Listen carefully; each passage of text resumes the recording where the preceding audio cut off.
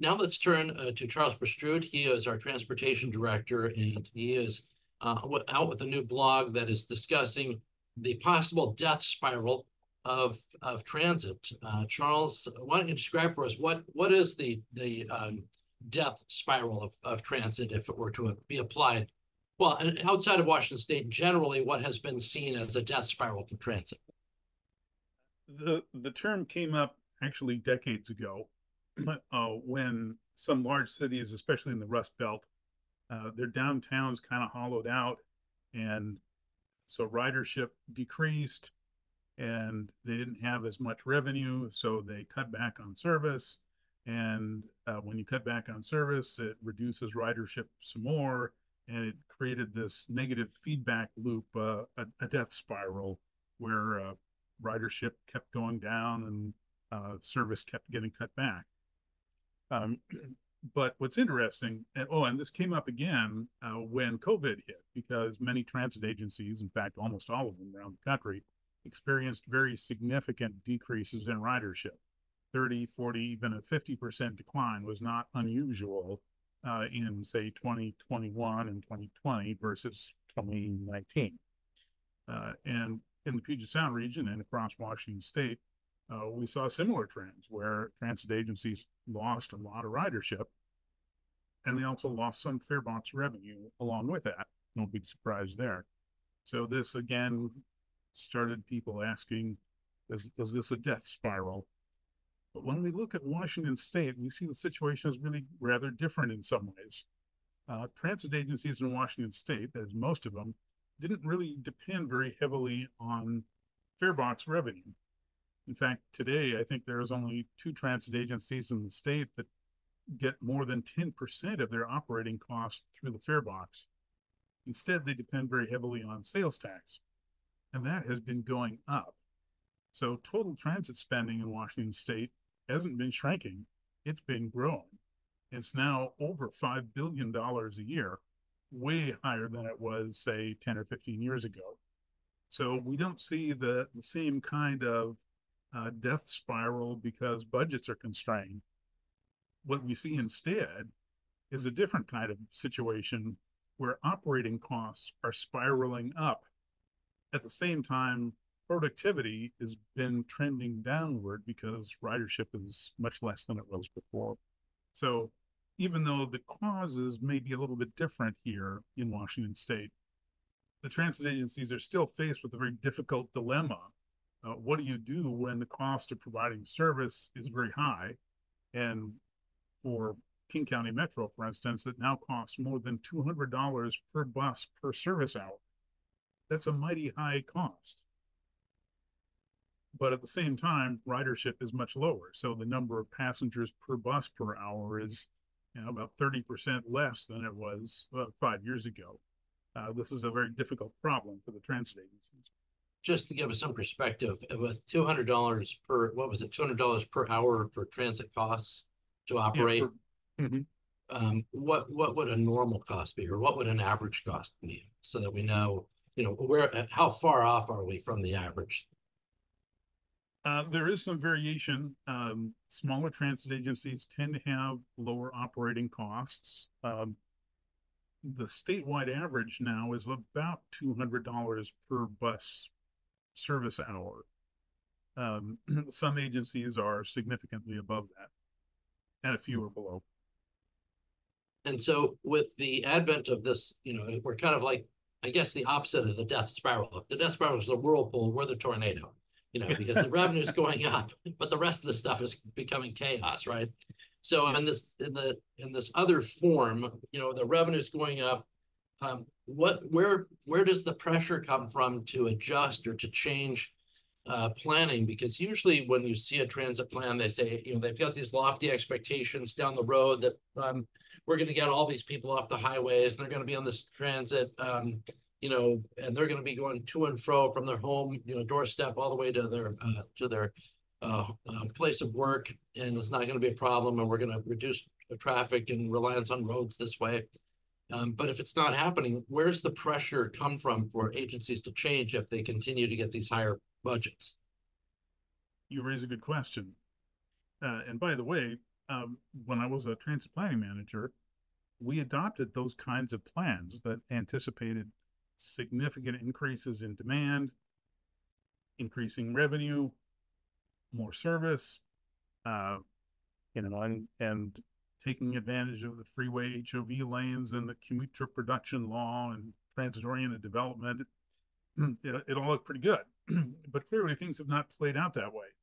And there's a lot less reason to believe they're going to be that way in the future because travel behavior has changed so much with COVID. Now, most of the transit agencies and most of the regional plans that are adopted by metropolitan planning organizations and cities were prepared before COVID hit. And so they still have the kind of, let's say, optimistic view that you described. Now they're going to be revising those plans, updating them, adopting new plans. And that's the opportunity to bring some realism to the transit planning and transportation planning realm. As for where the pressure comes, that's kind of a weak link in the process because transit agency boards, not all of them, but most of them are appointed. And so it's very hard for the average citizen who's dissatisfied to influence the planning and decision making that is made by transit agencies, and even more so with metropolitan planning organizations like the PSRC, where their transportation policy board has 36 members, and the average citizen can't name any of them. A third of those people are appointees, that is, their staff people are not even elected officials. So it makes it very hard for the public to engage in an effective way to get transit agencies and other governmental entities to really take a hard look at whether the assumptions and forecasts and plans that they have made in the past are still valid, and whether there's I think a major rethink is needed. But it's gonna be difficult to get it if I mean just human nature kicks in where if it indicates that what you're doing isn't necessarily the best course and it means diminishing your department, reducing the budget allocation, and reducing your power and authority and other things, that's a pretty strong disincentive to recognizing the reality, I would think. And that's for anybody. I'm not condemning the people there. I'm just saying that's the way we all think in terms of ourselves. Well, you make a very good point there because in the private sector, when your customers go away, you have an immediate incentive to rethink your business plan. But for transit agencies, because only a small percentage of their revenue comes directly from their customers through the fare box, they'll still rake in increasing tax revenue in the future, even if their plan isn't effective. So one of the key ways that you would think of pressure or incentive for public agencies to respond to changing conditions, it isn't there. So what we can do, what we will continue to do, is call attention to the need to rethink these plans so that that $5+ billion a year that's in tax revenue that goes to transit is used in a more productive and effective way. Here's a question from Joe. Why don't we have an initiative to make at least the Sound Transit Board elected? Well, it's interesting that you mentioned that. There's a group called Smarter Transit, and they've got a website you can go to. And they've started a petition that requests exactly that. They point out that the Sound Transit Board has been in place for 25 years. It's this strange appointed thing. It's got 18 members. 4 of them are statutorily authorized. That is the 3 county executives and the Secretary of Transportation. And the other members are appointed by the county executives, which means that you really can't vote for these people. And they're responsive to the political concerns of the county executives, not necessarily to individuals. So there's, I think, a strong case to be made for going to a different board structure that is more accountable and responsive to the public, but it would take a change in state law to make that happen. So we'll have to hope the legislature gives that some consideration. Next question is from, oh, I should add, Mark, who was our our small business director, was on just a few moments ago. When he was in the legislature, I do recall him, he and Senator Steve O'Ban, my brother-in-law, they both had legislation put forward to make Sound Transit Board elected. So I know that sentiment has been expressed in the legislature.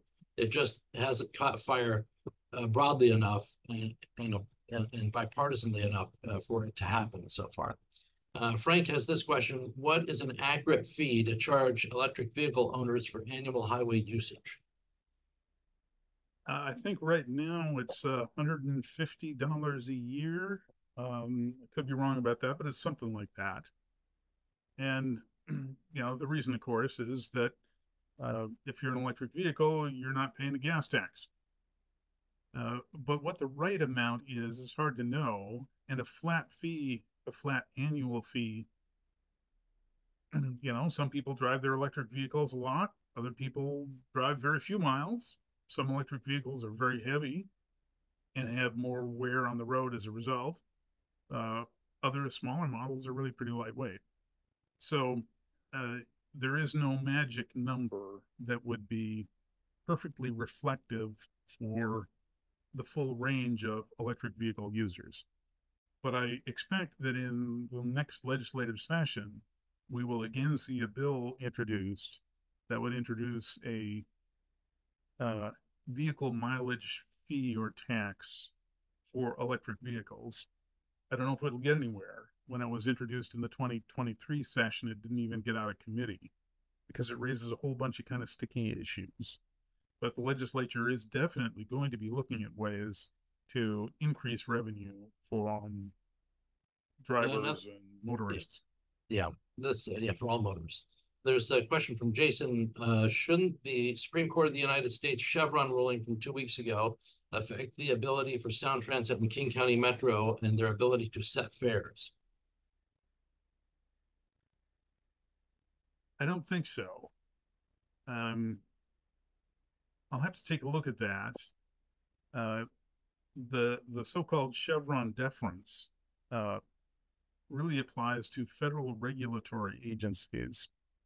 And the Supreme Court's ruling didn't actually repeal any law.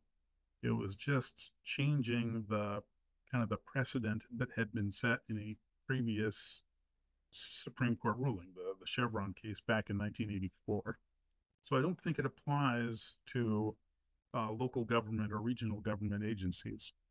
And in fact, in Washington state law, state courts typically give considerable deference to state agencies in regulatory hearings.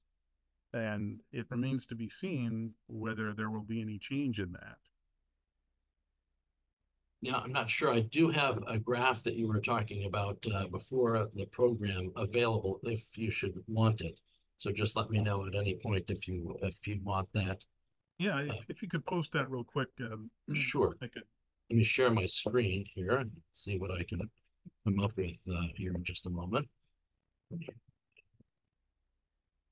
By the way, while you're doing that, going back to the Chevron case, it's interesting that there are 17 states around the country that no longer give deference to state regulatory agencies in rulemaking.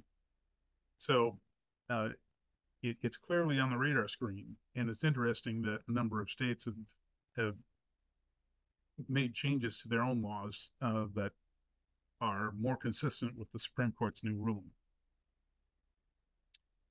Okay, you should be seeing the transit annual boardings chart and agency item there. I can unzoom if you want, if that's easier. No, that's good. Just like Okay. that.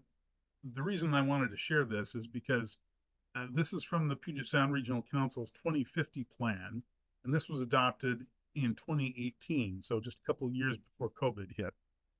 The orange line is the annual transit service hours, and from 1990 to 2018, the first half of the graph, those are actuals. Beyond that, where it shoots up at a much steeper angle, that's the forecast increase. And the blue line is annual boardings, which is ridership.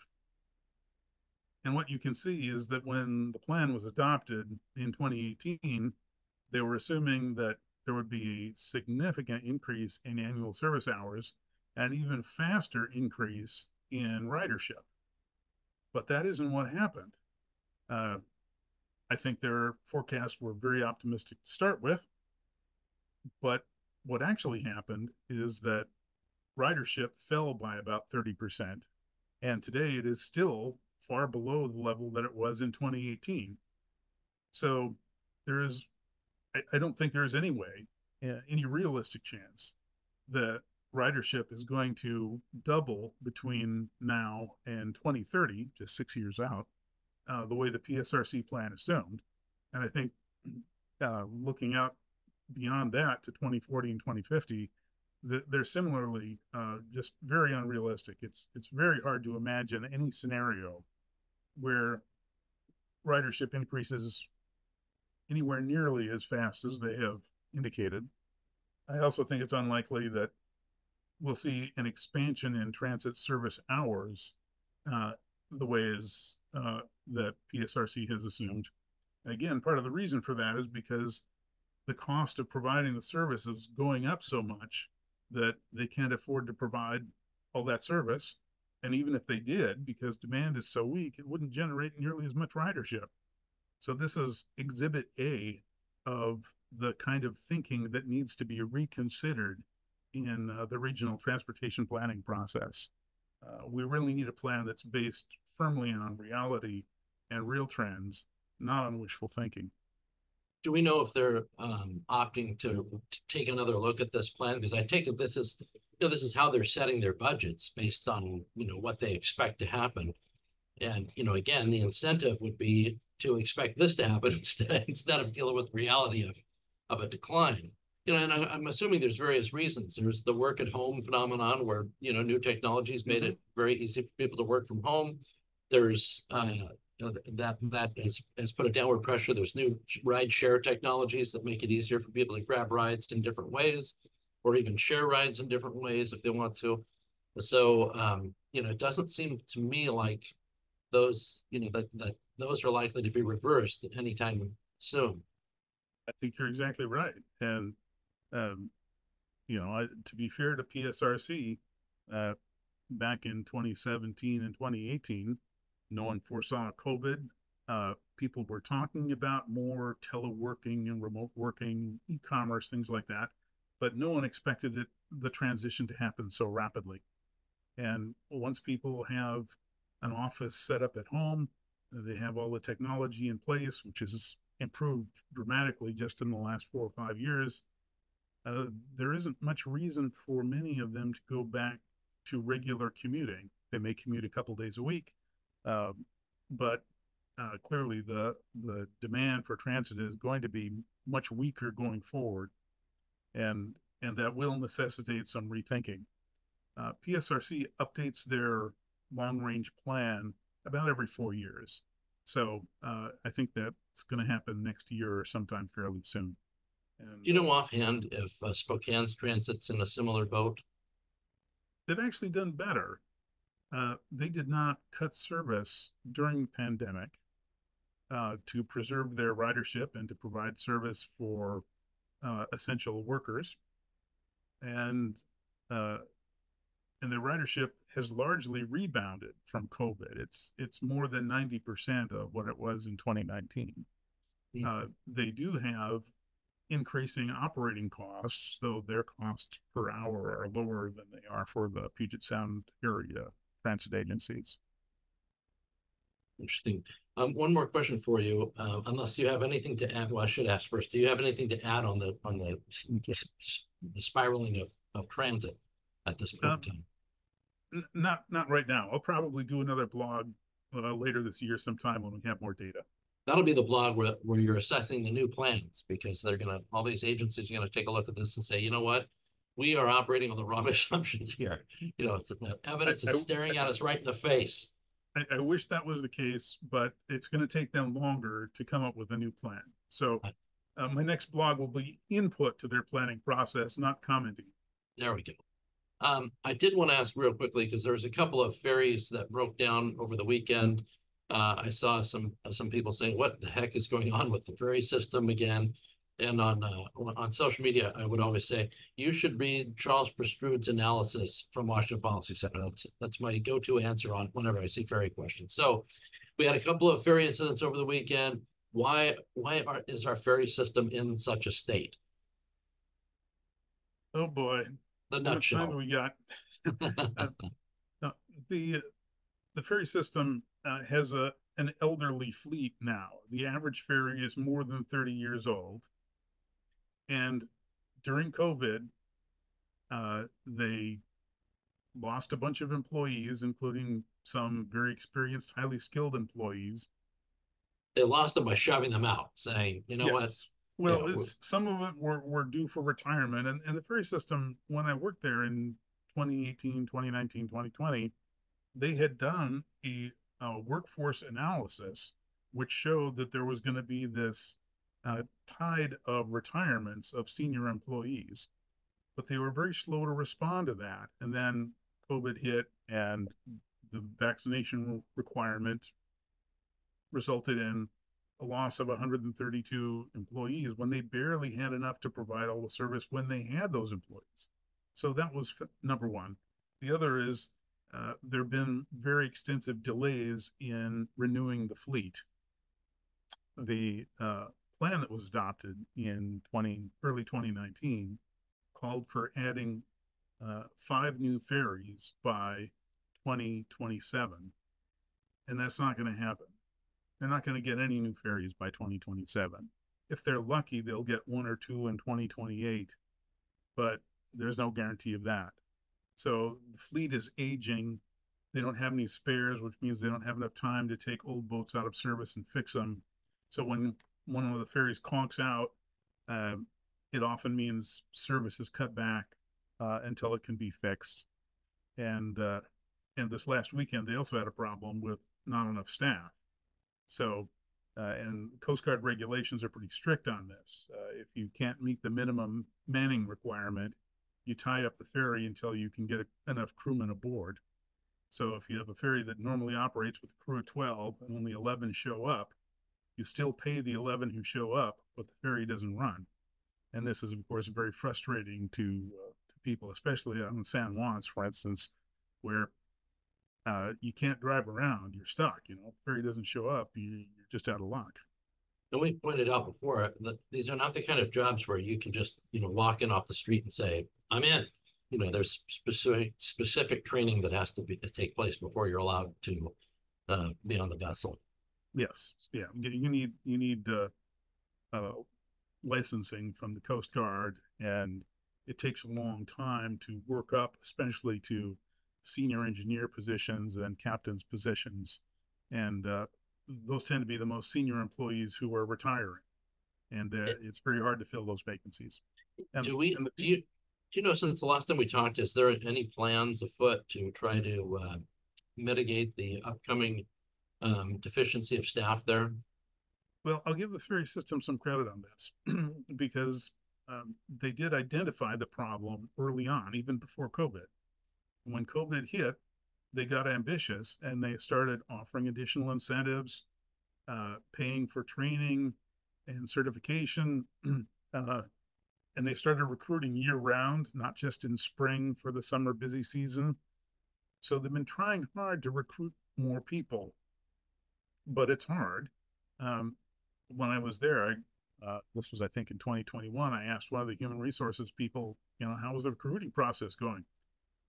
She said, well, it was pretty good. The last batch, we had over 100 applicants. I thought, hey, great. It'll, take care of a lot of the shortage.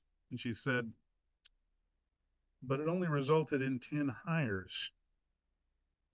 And the reason is the best qualified applicants often drop out because they can get a better job sooner in the private sector that pays more.